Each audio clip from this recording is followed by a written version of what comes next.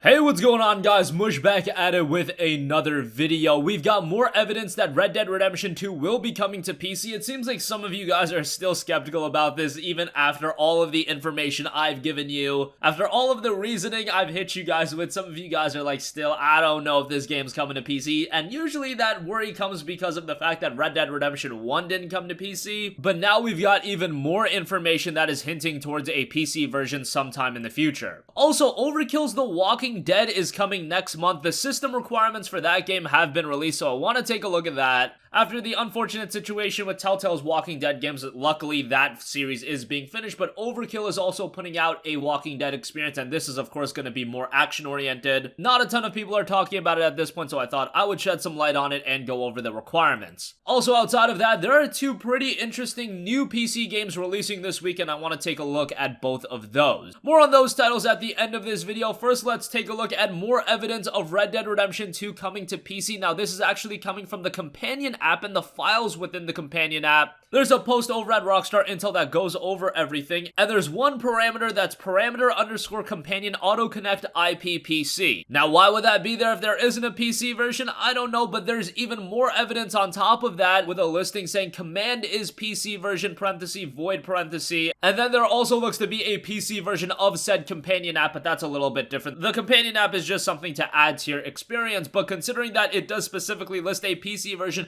I think it's a foregone conclusion that RDR2 is coming to PC, guys. With the fact that Grand Theft Auto 5 made Rockstar an obscene amount of money, they would be foolish to not bring Red Dead Redemption 2 over to PC. If you go back to Grand Theft Auto 5, Rockstar was able to make an obscene amount of money out of the PC version, even with the fact that they released that game 17 months after the initial release on the PlayStation 3 and Xbox 360. I honestly worry that Rockstar has some intel about the next Xbox and the next PlayStation. Of course they do, out on those consoles, and then only after that will they bring it out on PC. I only say that because that's what they did with Grand Theft Auto 5. GTA 5 first came out on the PlayStation 3 and Xbox 360, then it came out on the PlayStation 4 and Xbox One, so the total wait time was like 17 or 18 months. It was absolutely ridiculous. I don't want to be waiting that long to be playing games of such high caliber like Red Dead Redemption 2, and I didn't wait. I did buy the game on PlayStation 4, and I have to say, the game is absolutely tremendous. Sure, would I love to play the game at 60 frames per second, but that option isn't available to me right now, and how big of a fan I was of Red Dead Redemption, I wasn't gonna wait 18 months to play Red Dead Redemption 2 if that turns out to be how long we wait for a PC version. I've been playing it on the PlayStation 4, and this game is absolutely fantastic. Is it perfect? No, I have some minor complaints about it, but from a production standpoint, this is one of the most incredible games that I've ever played. The storytelling is incredible, the voice acting, the presentation. I have some complaints of some minor gameplay nuances, but honestly, for the most part, I definitely agree with all of the reviews that are being put out of the game. This is one of the best games I've ever played based on what I've played so far, and I've really only scratched the surface. There's so much to this game. Red Dead Online isn't even out yet, so we'll see how that turns out. But of course, someone like me that did buy the game on PlayStation 4, Rockstar knows that there are a lot of people out there like me that is gonna double dip on the game. I'm gonna buy it on the PlayStation 4, and then you know I'm gonna be buying it on PC as well. Rockstar's smart. They invest so much money in crafting experiences like Grand Theft Auto 5 and Red Dead Redemption 2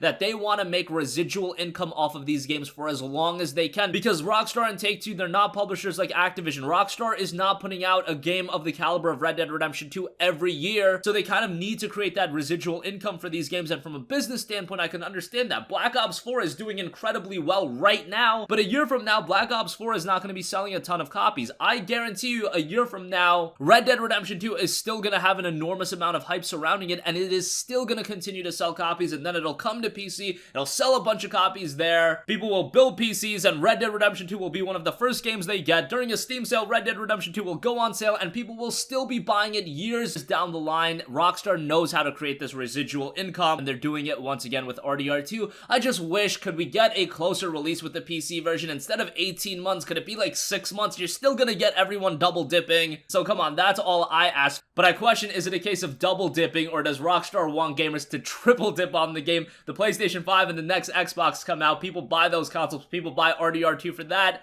it's still not that true definitive version, and then it comes to PC and people buy it again. So there's more evidence of RDR2 coming to PC, but enough rambling on that. We've got a couple of other things to talk about. Overkill's The Walking Dead is coming on November 6th, and it's actually seeing a PC exclusive release initially, so a little bit different than RDR2. It'll be coming to PC first, and then sometime next year it'll be coming to consoles. This is of course much different than the Telltale Walking Dead games being a high-octane action first-person shooter with a co-op focus. Minimum system requirements include an Intel Core i5 4460 CPU, a minimum RAM requirement of 6GB, and a minimum GPU requirement of a GeForce GTX 750 Ti, a very old GPU, so that should be fine if you have a relatively recent PC. Recommended, it does get a little bit beefier, a recommended CPU of an Intel Core i7 4770K, 8GB of RAM, and an NVIDIA GeForce GTX 1060 or better. It's not specified whether it's a 3GB or 6GB, also listing a storage space requirement of 60GB. Seems like there's still a lot of skepticism attached to this game, and it's really coming at a bad time in between Red Dead Redemption 2 and Fallout 76. Don't know how much attention this game is going to get, but I guarantee you if it does deliver with quality, because it has that Walking Dead label attached to it, as long as it's a good game, even if it doesn't blow everyone away from a commercial standpoint out of the gate, I could see this being a type of game that garners a following over time, especially with its multiplayer focus. So we'll see how it turns out. Again, it is dropping on November 6th, but I will be covering more as we head closer into the release. Also, lastly, I do want to cover two games that are releasing this week on PC, Call of Cthulhu and The Quiet Man. First, let's talk about Call of Cthulhu. This is coming from Cyanide Studio and being published by Focus Home Interactive. It's a remake of the 1981 RPG. It's a very story-oriented game. It's set in 1924. You play as a private investigator, Edward Pierce, and he's sent to look into the tragic death of the Hawkins family. You plunge into a world of creeping madness and cosmic horror, cryptic clues, shadowy figures, and pure terror bar your ways as you fight to retain your sanity. Now, what I like about this game from what I've seen so far is the fact that the main character in Edward Pierce, he's just a private investigator. It's not like he's a fighter, and it's up to you to manage his sanity, so I like that imperfect notion that we have for the main character. Also, if you just look at Call of Cthulhu, I got a lot of vibes from Vampire. That was another Focus Home Interactive published game. I believe the main character in Edward is voiced by the same person that did the voice for Jonathan Reed from Vampire, so that's an interesting note as well. And Call of Cthulhu is seeing a more budget price. Right now, if you pre-order the game, it's $40.49 instead of your typical $59.99, and I do believe I've seen it on other outlets like Fanatical, even cheaper than that. But I imagine that this will be a game that a lot of people will wait for the reviews to come out, maybe wait for it to get a little bit cheaper. That was kind of the case with Vampire, so I imagine that'll be the case with Call of Cthulhu as well. Call of Cthulhu will be dropping on October 30th, and also coming this week is a brand new IP from Square Enix, a game that I am super interested in, and one of the more surprising announcements coming from E3, and that is The Quiet Man. The Quiet Man is touted to be a very cinematic experience, and it's a game that you can complete in one sitting. Yes, it is a 2 to 3 hour long game, and right away that is going to turn off some people, but let me say that they got the pricing right with this game. It's not a $59.99 game, not even a $39.99 game. It is being released at $14.99, so it's a budget experience, but at the same time, while being a budget experience, it looks like the production values in this game is top notch. Now, you do play as a deaf character, so one of the elements of the game is it's a soundless experience. Of course, you can't hear anything, so that's a very interesting way in how you tell the game. It's touting visceral and adrenaline-fueled combat that's choreographed by the same person that directed the action in the Yakuza franchise, so that's really interesting. And there is going to be some replayability to the game, because while you have that soundless experience your first playthrough, your second playthrough, they are going to add sound to the game, so that adds a whole new layer when you do go through the game a second time. The Quiet Man's another game that's not getting a lot of light right now. I feel like this is another game like Call of Cthulhu. If it comes out and it's received very well, a lot of people will take attention to it just because of how unique it is. But we'll see. The game is dropping on November 1st, and I probably will be talking more about it, and I definitely will be checking it out because it is being released at that budget price point of $14.99, so not a gigantic investment. And sometimes you don't need a game that's going to be 20, 30, 40, 50 hours long. I can appreciate a game that offers a shorter experience but still filled with quality. So that's going to conclude this video. The Red Dead Redemption 2 companion app is once again giving us more evidence at a PC version. I don't know how much more evidence you need based on all of the listings, based on Grand Theft Auto 5 being a commercial juggernaut on PC, based on this companion app listing. There's just so much evidence of RDR2 coming to PC. Again, I think it's a question of not if, but when. Overkill's The Walking Dead is coming on November 6th, and coming this week is Call of Cthulhu and The Quiet Man, two games that I think could turn out to surprise people. As always, if you guys have a request for a future video, you can leave that in the comments section down below, and I will catch you guys in the next one. Peace out. This video is sponsored by scdkeys.com. They've got great deals on all kinds of games as well as PC software. Specifically, they've got Windows 10 Pro OEM for just $14, so if you go on their site, type in Windows 10, you'll find it available right now. You can buy it, and you can take advantage of the promo code CM1 to save an additional 10%, so you'll be getting it a little bit cheaper. You can decide on your method of payment, check out, and bam, there you go. Now you've got Windows 10 a little bit cheaper. SCD Keys also has a fantastic deal on Office 2019 Professional. They've got it down to $64.61, and remember to use the code CM2 to save a little bit extra on top of that great deal, and you will be saving a lot.